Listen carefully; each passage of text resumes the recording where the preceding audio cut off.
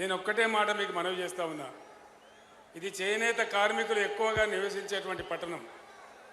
గతంలో ఇక్కడ చాలా ఆత్మహత్యలు జరిగినాయి. నేనే కళ్ళ నీళ్ళు పెట్టుకున్నాను. నేను చాలా బాధపడ్డాను.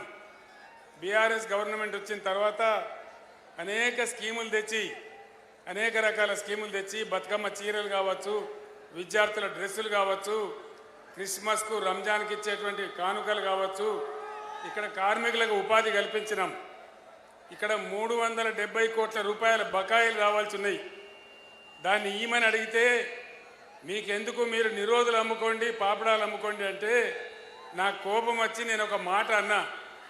ఏమంత అధ్వానం కనబడుతున్నామనంటే నా మీద ఆగవా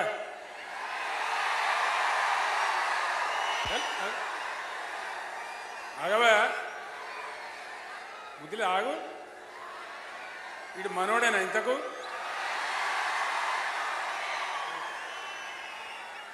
ఒక మాట నేను కోపానికి వచ్చి మాట్లాడితే నా మీద 48 గంటల నిషేధం పెట్టినారు. కేవలం పద్మశాలి కార్మికులను, చేనేత కార్మికులను అవమానించిందని నేను కోపంగా మాట్లాడితే నా మీద నిషేధం పెట్టినారు. మీరు గమనించాలి, దేశంలో మొట్టమొదటిసారి చేనేత మీద జీఎస్టీ వేసిన మొదటి ప్రధానమంత్రి నరేంద్ర మోడీ. ఏ ప్రైమ్ మినిస్టర్ కూడా వేయలే. అన్నీ తీసేసినాడు. చేనేత కార్మికులకు ఉన్నటువంటి ఇన్సూరెన్స్ కానీ ఇంకా చాలా స్కీములు ఉంటే అన్నిటినీ రద్దు చేసిన మనిషి ప్రధానమంత్రి నరేంద్ర మోడీ. బాబు సౌండ్ తక్కువ చేయి. అన్నీ కూడా రద్దు చేసినాడు. ఒక్కటి కూడా లేకుండా రద్దు చేయడం జరిగింది. చేనేత కార్మికులంటే లెక్కనే లేదు.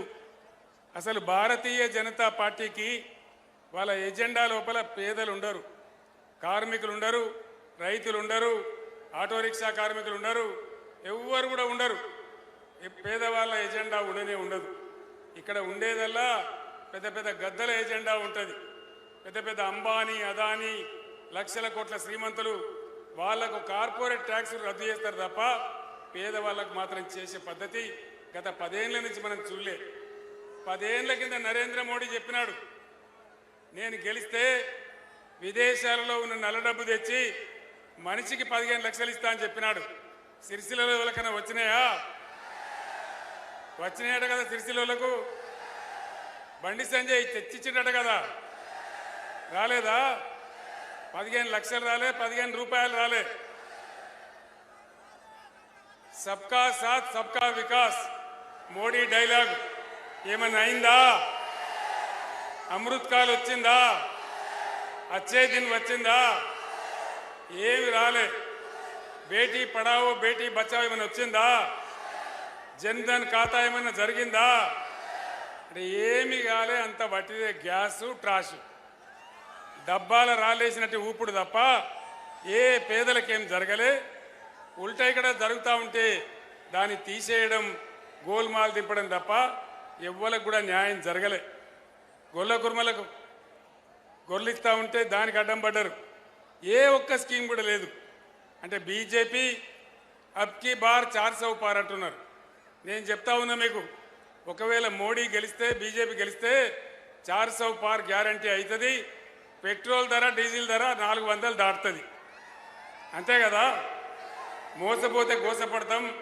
జాగ్రత్త అని నేను మీకు మనవి చేస్తా ఉన్నా.